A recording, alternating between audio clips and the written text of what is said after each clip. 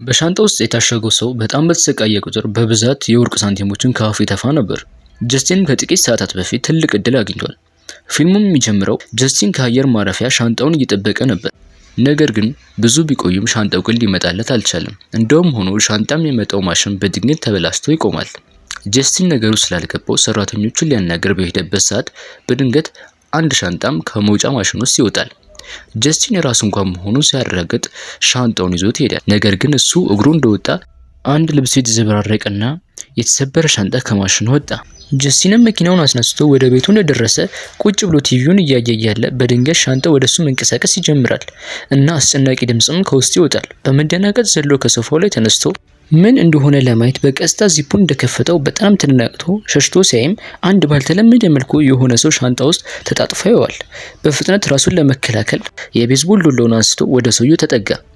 በቀስታም የሰውየውን ጭንቅላት ሊያዞረው ሲልም ተደናግጦ ይጮሃል። ሰውየው ራቪ እንደሚባልና ከኃይለኛ ሰዎች ጋር እንደተጣላ እና በዚህ መልኩም እንደተቀጣና ሻንጣ ውስጥ እንደገባ ይገልጽለታል። ከዚያም ከዚህ ካለበት ሻንጣ ውስጥ እንዲወጣ ጀስቲን እንዲረዳው ለመነው። ጀስቲን ደንግጦ ስለነበረ ራሱን አረጋግቶ ወደ ሆስፒታል መሄድ እንዳለበት ሲነግረው ግን ራቪ ወደዛ መሄድ እንደሌለበት እና ከሄደም እነዛ ሰዎች እንደሚያገኙ ተናግሮ ጀስቲን ከዚህ ብቻ እንዲወጣ እንዲረዳውና ከዛም በራሱ እንደሚሄድ ይነግረዋል። ጀስቲን ትንሽ ነገሩን ቆም ብሎ ካሰበበት በኋላ ለመርዳት ወሰነ። ከዚያም የራቪን እግር ይዞ ሲጎትተው ራቪ በጣም በህመም ስሜት ውስጥ ሆኖ መጮህ ይጀምራል። ከዛም በድንገት አንድ ወርቃማ ሳንቲም ከአፉ ወጣ። ጀስቲንም ባለማመን ደንግጦ ሳንቲሙን እያየ እያለ ራቪ አየውና ሁሌም ህመም ተሰምቶት በሚጮህበት ጊዜ ወርቃማ ሳንቲሞች ከአፉ እንደሚተፋ ነገረው። ጀስቲንም ከዚህ እንዲወጣ ከረዳው ሳንቲሙን ለሱ እንደ ስጦታ እንደሚሆን ይገልጽለታል። ጀስቲን ስለደነገጠ ተረጋግቶ ለማሰብ ጊዜ እንደሚፈልግ ነግሮት ዚፑን ይዘጋበታል። በነጋታውም ጀስቲን ሳንቲሙን ይዞ ወደ ወርቅ ቤት ለማስፈተሽ በሄደበት ሰዓት ሰውየው ካየው በኋላ ንጹህ ወርቅ ብቻ ሳይሆን የጥንትም ዕቃ እንደሆነ እና $285 እንደሚገዛው ገለጸለት። እናም ጀስቲን አሌክስ የሚባል ጎረቤቱን ካገኘው በኋላ ስለ ሳንቲሙ ነግሮት $285 እንደሚያወጣ ሲነግረው አሌክስም $350 መጠየቅ እንዳለበት ይነግረዋል። ሳንቲሙንም በስስት እያየ ሌላ እንደዚህ አይነት ወርቃማ ሳንቲም እንዳለው ይጠይቀዋል። ከዛም ሁለቱም ወደ ቤት እየሄዱ በሩ ላይ ሲደርሱ የጀስቲን የቀድሞ ፍቅረኛ የነበረችው ካርላ በመደናገጥ ከቤት ውስጥ ያገኘውታል። ካርላ እቃዎቿን ለመውሰድ መምጣቷን ብትነግረውም ግን በድንገት የአንድ ሰው እጅ ሻንጣ ውስጥ እንዳየችና ነፍሰ ገዳይ እንደሆነም ትነግረዋለች። ጀስቲንም ካርላን አረጋግቷት ከዛም ሶስቱም ወደ ክፍል ውስጥ እንደገቡ ከሻንጣ ውስጥ የሆነ እጅ ወጥተው ያሉ። አሌክስም ሻንጣውን እንደከፈተው ሻንጣ ውስጥ ያለው ሰው ራቪ እንደሚባልና በስቃይና በችግር ውስጥ እንዳለ ይነግራቸዋል። ካርላም ተደናግጣ በፍጥነት ጀስቲንን እንዲያወጡት ለእርዳታ ጠራቸው። ሁለቱም በመጎተት ለመውጣት ሲሞክሩ በጣም ስላመሙ በሚጮህበት ቅጽበት አንድ የወርቅ ሳንቲም ከአፉ በመውጣት መሬት ላይ ወደቀች። ከዛም ተደጋግሞ ሲወድቅ ሲያይም አሌክስ አንዱን አንስቶ በስስት ሲመለከት ሰውየው ሀብታም ወደሚያደርገው የእድል ሎተሪ እንዳገኘ ሆኖ ታየው።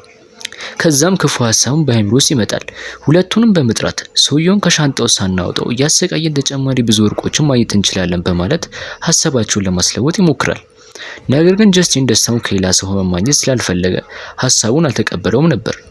ነገር ግን እሱ ከካርላ ጋር እየተከራከረ ባለበት ጊዜ አሌክስ ሻንጣውን እየጎተተ ከደረጃው ላይ በእግሩ መጥቶ ሲጥለው ራቪ ስለተጎዳ በስቃይ በሚጮህበት ጊዜ የወርቅ ሳንቲሞች በመሬት ላይ ተበታተኑ።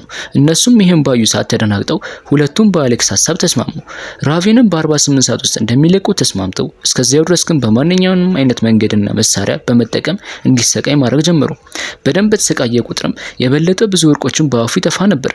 ከዛም በአንድ ምሽትም ብዙ ወርቆችን ሰርተው ከመሸጥ ብዙ ገንዘቦችን ማካበት ጀመሩ። በመጀመሪያ ለመርዳት ቢያስቡም አሁን ላይ ግን ራቪን ወደ ሰይጣንነት ቀየሩት። ይሄ ሁሉ ለአሌክስ አጥጋቢ ስላልነበረ እንደውም ሆነ የበለጠ ነገሮች እየከፉ መጡ። አሌክስም ኤሌክትሪክ ንዝረትን እየተጠቀመ የበለጠ ንዝረቱን በመጨመር ብዙ ወርቆችን በደቂቃዎች ውስጥ ማግኘት ፈለገ። ራቪን በጣም እየተሰቃየ ሲመለከት በጥፋተኝነት ስሜት ተሰምቶት ልቡ በመራራት አሌክስንም እንዲያቆም ነገረው። ነገር ግን አሌክስ ለማቆም ፈቃደኛ አልነበረም። ራቪ ግን በጣም እየተሰቃየ ስለነበር እንዲገሉት መማፀን ጀመረ። አሌክስም ጀስቲን ከዛሬ ማታ ጀምሮ ስለ ገንዘብ ምንም እንደማያስጨንቃቸው እየነገረ በድጋሚ ሀሳቡን ለማስለወጥ ይሞክራል።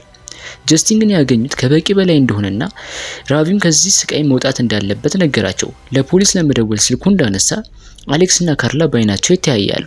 እሷም ፈጠን በማለት ስልኩን ከጀስቲን ላይ በመቀማት በመዶሻ ተሰባብረዋለች። ከዛም በያዘችው መዶሻም በጭካኔ የጀስቲን አናት ላይ ታሳርፈዋለች። ጀስቲንም እየተንገዳገደ ወደ በሩ ሲሄድ ካርላን በድጋሚ ልትመታው እጇን ስታነሳ ጀስቲን ግን ተንሸራቶ ከደረጃው ላይ ተንከባሎ መሬት ላይ ይወድቃል። ከዛም አሌክስ እና ካርላም ጀስቲን ከመንገዳቸው ካስወገዱ በኋላ ሁሉንም በቁጥጥራቸው ውስጥ እንዳስገቡ ሲያውቁ ራቪን ከላይ እያሰቃዩ እስከ መጨረሻው ጥብጣቢ ድረስ ሳንቲሞቹን ካወጡ በኋላ ገንዘባቸውን ይዘው ሊጠፉ ወሰኑ። ከዛም ስራቸውን ሊጀምሩ ሲዘጋጁ ራቪ የሚያስፈራና የሚያስጨንቅ ሳቅ መሳቅ ጀመረ። አይኖቹም ወደ ወርቃማ ቀለም ተቀየሩ። እነሱም ካለምንም መደናገጥ የኤሌክትሪክ ንዝረቱን እንደገና ሲያበሩት በድንገት ከሻንጣ ውስጥም ሐምራዊ ጭስ መሰል ነገር በመውጣት ቤቱን በጭስ ተሞላ። አስጨናቂ በሆነ የሚያስተጋባ ሳቅ እየተሰማ ራቪም ወደ አስፈሪ ወደ ሆነ መንፈስ ተቀየረ። ሁለቱም በፍርሃት ውስጥ ሆነው በኃይል እየጮሁ ከጥቂት ደቂቃዎች በኋላ ከየት መጣ ያልተባለ ሁለት ባዶ ሻንጣዎች ቤት ውስጥ ይወድቃሉ። ከዛም ቤት ውስጥ የመጨረሻው ጩኸት ተሰማ። ፊልሙም ጀስቲን ከሆስፒታል ሲነቃ ሚስጥራዊ ማሰሻ ይደርሷል። እሱም ከራቪ ነበር። ራቪም ስላሰበለት እያመሰገነና እርዳታ በሚያስፈልገውም ጊዜ እንደሚመለስ ቃል ይገበለታል። ራቪም በድጋሚ ወደ ሰው ተመልሶ የሚያምር ውድ ዋጋ የሚያወጣም ሱፍ ለብሶም ወደ ኢስታንቡል የሚሄድበትን ቲኬት እየቆረጠ ያሳያል። ከኋላውም ሁለት ሻንጣዎች ከውስጡም የእርዳታ ጩኸቶችን እያሰሙ ፊልሙ በዛ ያበቃል። ታሪኩም ከተመቻችሁ ላይክ እና ሰብስክራይብ በማድረግ ቤተሰብ ይሁኑ። እናመሰግናለን።